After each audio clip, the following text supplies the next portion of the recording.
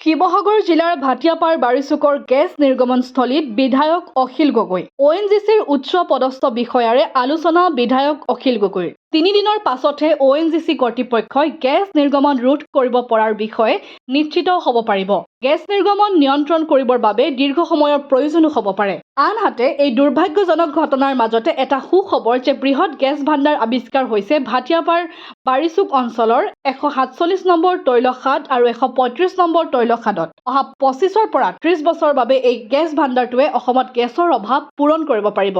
আনহাতে ক্ষতিগ্ৰস্ত লোকসকলৰ ক্ষতিপূৰণৰ বিষয়েও বিধায়কগৰাকীয়ে ONGC কৰ্তৃপক্ষৰ সৈতে আলোচনা কৰে। জিলা প্ৰশাসন আৰু ONGC কৰ্তৃপক্ষই ক্ষতিপূৰণৰ ব্যৱস্থা কৰিব বুলি বিধায়কগৰাকীয়ে আলোচনাৰ অন্তত সংবাদ মাধ্যমক জানিবলৈ দিয়ে। অন্যহাতে গেছ নিৰ্গমনৰ ঘটনাৰ পিছতে আশ্ৰয় শিবিৰত থাকিব লগা অঞ্চলটোৰ 70টাকৈ পৰিয়ালক সকলো ধৰণৰ সুবিধা প্ৰদান কৰা, শিশুসকলৰ বাবে পুষ্টিকৰ খাদ্য আৰু ঘৰ-বাৰী এৰি আশ্ৰয় শিবিৰত আশ্ৰয় গ্ৰহণ কৰিবলৈ বাধ্য হোৱা পৰিয়ালকেইটাক উচিত ক্ষতিপূৰণ দিবলৈ দাবী জনায় অসমীয়া যুৱ মঞ্চই।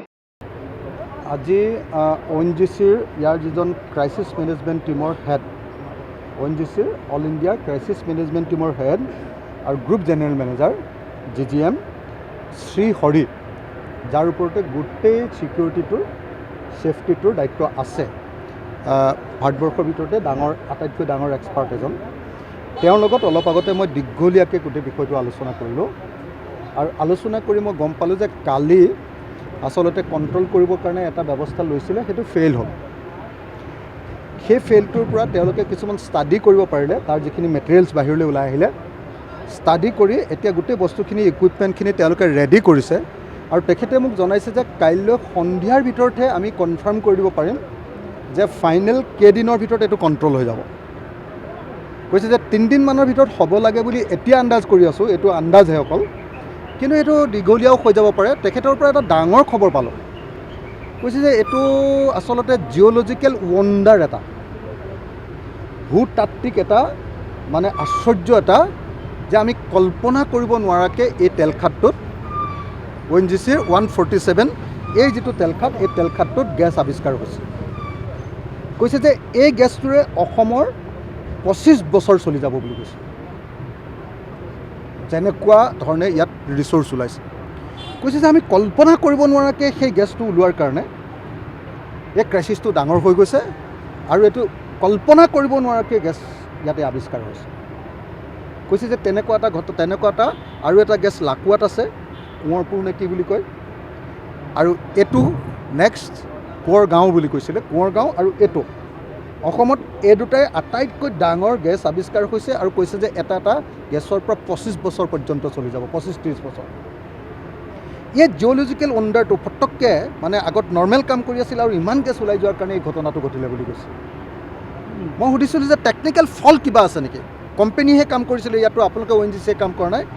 কৈছে যে টেকনিকেল, তেওঁলোকৰ মতে, হয়নে নহয় মই নাজানো, তেওঁলোকৰ মতে ইয়াত টেকনিকেল ফল্ট একো কৰা নাছিলে, যিখিনি কৰিবলগীয়া আছিলে সেইমতেই কৰি আছিলে, কিন্তু ইমান বেছি গেছ ওলাই গ'ল যে এইটো জিঅ'লজিকেল ৱণ্ডাৰ, তাৰ ফলস্বৰূপে এই ঘটনাটো ঘটিলে বুলি কৈছে।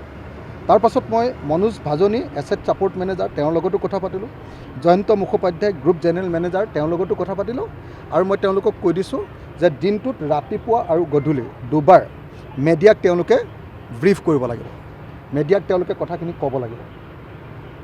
তেওঁলোকে কথাখিনি ক'ম বুলি কৈছে।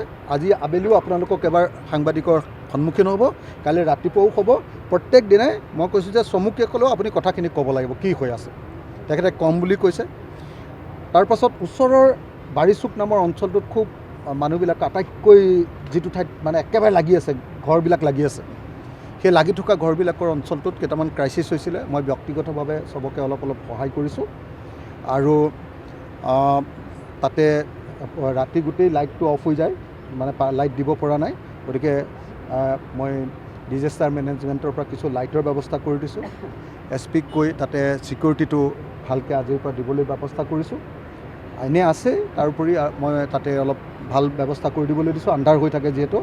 আৰু তৃতীয়টো আপোনাৰ মেডিকেলৰ কাৰণে মেডিকেল ব্যৱস্থা এটা মই আমাৰ জইণ্ট ডাইৰেক্টৰ আৰু ONGC দুয়োটাকে লগ লাগি কাম কৰিবৰ কাৰণে ব্যৱস্থা কৰিব দিছোঁ। কাইলৈৰ ভিতৰত এটা তাত কেম্প কৰিব দিছোঁ নতুনকৈ, এইখিনি কৰিবলৈ দিছোঁ।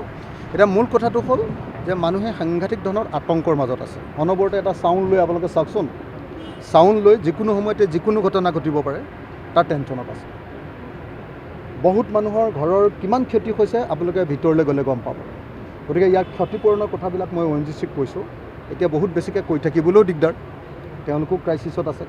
তথাপি মই কৈ দিছোঁ যে এইটো কোনোপধ্যে ৰেহাই দিয়া নহ'ব, চবেই ক্ষতিপূৰণ পাব লাগিব। সামগ্ৰিকভাৱে কিমান মানুহ 100 মানুহে আমাৰ খাদ্য খাই আছে। 1200 70টা পৰিয়াল বুলি কৈ আছে। 70টা পৰিয়াল সেই বাৰীচোৱা গাঁৱত, মই যিটো কৈছিলোঁ 70টা পৰিয়াল বাৰীচোৱা গাঁওখনত, বাৰীচোৱা চুক বুলি কয়, মানে যিবিলাক একদম ঘৰৰ পৰা আঁতৰি আহিবলগীয়া হৈছে।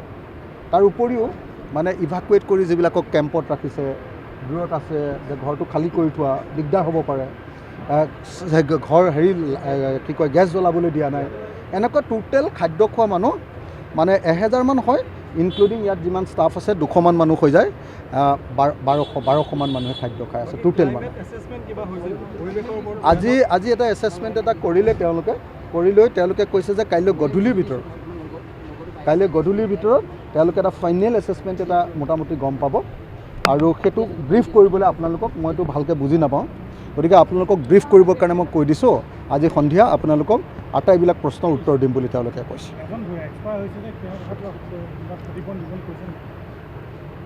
মই সেইটোও কৈ আহিছোঁ, আৰু তেওঁলোকে কৈছে যে ডিষ্ট্ৰিক্ট এডমিনিষ্ট্ৰেশ্যনৰ লগত কথা পাতি আছে। মই কৈছোঁ যে সকলোকে ক্ষতিপূৰণ দিব লাগিব। আজি দেখিছে যে কালি ধমধমনিটো দি দিয়াৰ কাৰণে ইডিক কালি অলপ খং কৰিলোঁ, আপোনালোকে নিজে দেখিছিলে। ইডিক খং কৰি দিয়াৰ কাৰণে আজি তেওঁলোকে ব্ৰেকফাষ্টটো দিছে। আজি তেওঁলোকে হেল্থ কেম্পৰ কাৰণেও অলপ সহায় কৰি দি আছে ONGC-য়ে, নহ'লেতো দায়িত্ব লোৱা নাছিলে। কিন্তু আমাৰ কাৰণে সৌভাগ্যৰ এটাই যে দিখৌ নৈখন লগতে লাগি থকাৰ কাৰণে 24/7 পানী পোৱাৰ কাৰণেহে এতিয়ালৈকে বাচি আছোঁ, নহ'লে এতিয়ালৈকেতো বহুত ডাঙৰ ঘটনা ঘটি গ'ল। 24/7 পানী পাম্প কৰি থাকিব পাৰিছে। তো গতিকে মই আপোনালোকক সকলোকে ধৈৰ্য সহকাৰে আমাৰ যিসকলে ছেফটিৰ কাম কৰি আছে, বিশেষকৈ শ্ৰী হৰি, তেওঁলোকৰ টীমটোক যাতে কোনেও আমি অসুবিধা নকৰোঁ, তেওঁ খুব ভালকৈ কাম কৰিবলৈ দিয়ক। আমাক সকলোকে বচাব লাগিব। আৰু শিৱসাগৰৰ কাৰণে এইটো এটা অতি ভাল খবৰ যে এটা জিঅ'লজিকেল অণ্ডাৰ হোল বুলি কৈছে, 25-30 বছৰ অসমখনক গেছ যোগান ধৰিব পৰাকৈ এটা খাদ আৱিষ্কাৰ হৈছে। এইটো এটা ভাল খবৰ। গতিকে এতিয়াৰ পৰা আমি এই খাদটোত বেছি চকু ৰাখিব লাগিব, আৰু স্থানীয় মানুহৰ যাতে কল্যাণ হয় এই খাদটোৰ পৰা তাৰ ব্যৱস্থা কৰিব লাগিব। Thank you. একেটা কামটো বাগজানতো কৰিছিলে। এতিয়া কি হৈ আছে? এতিয়া আপোনাৰ ৱেলটো কিল কৰাৰ প্ৰচেছ ষ্টাৰ্ট কৰি আছে, যিটো নেকি আপোনাৰ 2টা এনুলাছ কানেক্ট কৰি আমি পাম্প কৰাৰ ষ্টাৰ্ট কৰিম। সেইটো কাৰণে আমাক যোগাৰ কৰিবলৈ কিছু সময় লাগে, সেইখিনি সময়ৰ কাৰণে ষ্টাৰ্ট কৰা নাই এতিয়ালৈকে। আজি 3টা দিন পাৰ হৈ গ'ল। 3টা দিন পাৰ হৈ গ'ল পিছত এতিয়া যদি মানুহৰ ইয়াত যদি বাগজানৰ দৰে যদি ইয়াত ঘটনা সংঘটিত হয়, নাই সেইটো নহ'বৰ কাৰণে আপোনালোকৰ ছাপোৰ্ট আমাক লাগিব। এইখিনিতে এটা কথা কওক, ৰ'ব। পাৰফৰেশ্যন যেতিয়া টুল ব্যৱহাৰ কৰিছিল, 1 মিনিট, পাৰফৰেশ্যন টুল যেতিয়া ব্যৱহাৰ কৰিছিল, তাত যিটো SK পেট্ৰছে গোটেই আচলতে অপাৰেশ্যনটো চাই আছিল। পাৰফৰেশ্যন DIC জন কিমান পঢ়া শুনা আছিল? ৰ'ব মোৰ কথা তাত দিয়াই। এতিয়া আপোনালোকে নসলাব। SK পেট্ৰছৰ প্ৰতিটো কামতে কিন্তু গণ্ডগোল। ইয়াৰ ওপৰত কমে SK পেট্ৰছৰ গেলেকীত জ্বলিছে, নাজিৰা হাতীখুলিত জ্বলিছে, ইয়াত হাতীপতিৰ পিছত ইয়াত হৈছে, লাকুৱাত মানুহ মোৰ অৱস্থা লৈছে। একদম টু দ্য পইণ্ট, একদম চিধা চিধি। সেইটো কাৰণে আমাৰ 2-3টা শিবিৰ খোলা হৈছে। ৰাতিপুৱা সকলোলৈ ঘৰলৈ যাতে ব্ৰেকফাষ্ট যায়, দুপৰীয়া যাতে খানাটো যায়। ডাঙৰ মানুহৰ ব্ৰেকফাষ্টত এটা 5 টকীয়া বিস্কুট, এটা ডিম আৰু অকণমানি বাটাৰৰ পেকেট এটা আৰু সৰু ব্ৰেডৰ পেকেট এটা, কিন্তু ল'ৰা ছোৱালীৰ কাৰণে কি দিলে আপোনালোকে? নাই সেইটো এছেছমেণ্টটো আপোনালোকে দিব লাগিব। এতিয়া আপুনি মোক এটা কওক, SK পেট্ৰছৰ কথা। নাই সেইটো এডমিনিষ্ট্ৰেশ্যনে জানিব। আই এম নট এডমিনিষ্ট্ৰেটৰ, মই টেকনিকেল পাৰ্চন। মই ইয়াত কণ্ট্ৰলত। এতিয়া কি কৰি আছে?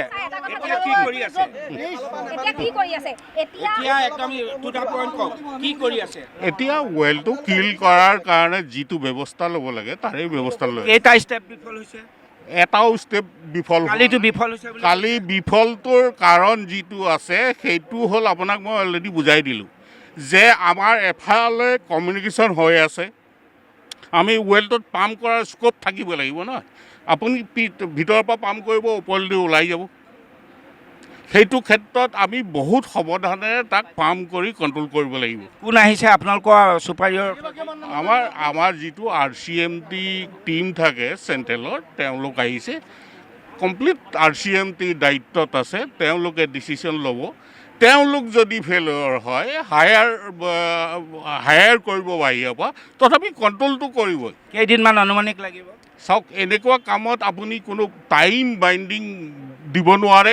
ন'বডি কেন গিভ দ্য টাইম বাইণ্ডিং, কাৰণ ডিপেণ্ড কৰে আপোনাৰ কিমান দূৰ ছাকচেছ হয়। যদি অগ্নি সংযোগ হয় সেইটো আপোনালোকৰ ছাপোৰ্ট থাকিলে কেতিয়াও নহয়। আমি কি জুই জ্বলাম নেকি? নহয়। এই যেনেকৈ আপোনালোকে ছাপোৰ্ট দিছে আজিলৈকে, সেইটো ছাপোৰ্ট যদি পাওঁ আমি কণ্টিনিউ ছাপোৰ্ট পায়ে আহিছোঁ। আপোনালোকৰ পৰাতো কোনো ছাপোৰ্ট পোৱা নাই, আপোনালোকে নজনাই এই কথাবিলাক। আপোনালোকে ৰাতি ইয়াত একদম ধুনীয়াকৈ চকী পাৰি ধুনীয়াকৈ খাদ্য খাই থাকিব। ৰাতি আপোনালোকে এটা প্ৰেছ ৰিলিজ দেলহিৰ পৰা দিব, আমুক হৈছে তামুক হৈছে, তাৰপিছত ফ বেগেনা। Control, please control. এইটো কণ্ট্ৰল কৰিব, লেংগুৱেজৰ কণ্ট্ৰল কৰিব। আমি পাব্লিক প্লেচত আছোঁ। নহয়, মানুহ মৰিছে, কি পাব্লিক প্লেচ? নাই, আমিওতো তাতেই কাম কৰি আছোঁ। আমিও সেই এৰিয়াত ইয়াত মানুহ মৰিছে, ইয়াত 10জন হস্পিটেলাইজ হৈছে। আপোনালোকে এটা ভাল মেডিকেল কেম্প নাই, ভাল খোৱাৰ ব্যৱস্থা নাই, কি কথা কৈছে? মেডিকেল কেম্প দেখিছোঁ নহয়। ডক্টৰ 5জন এতিয়া নাই, পলিউশ্যনৰ এইটো হেৰি বঢ়াইছে। নাই 5জন ডক্টৰ আছে। জিলা প্ৰশাসনৰো দায়িত্ব আছে যে নহয়, ONGCৰে দায়িত্ব। জিলা প্ৰশাসনৰো আমাক ছাপোৰ্ট দিয়াৰ দায়িত্ব আছে, কাৰণ ONGCৰ হাতত ইমান ৰিচৰ্চেছ নাথাকে।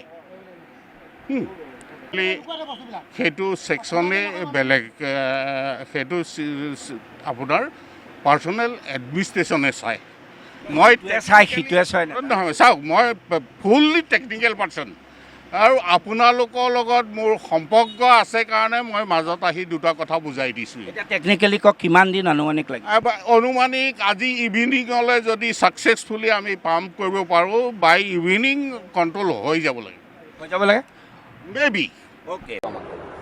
আজি আমি আহোমসভাৰ তৰফৰ পৰা, সদৌ অসম আহোমসভাৰ তৰফৰ পৰা এই ভটিয়াপাৰা যিটো মানে গেছ নিৰ্গত কাৰ্য চলিছে, সেইটো আমি সৰজমিন তদন্ত কৰিলোঁ আৰু দেখিছোঁ যে গোটেই ওচৰৰ গাঁৱৰ অঞ্চলৰ মানুহখিনি আতংকিত হৈ আছে।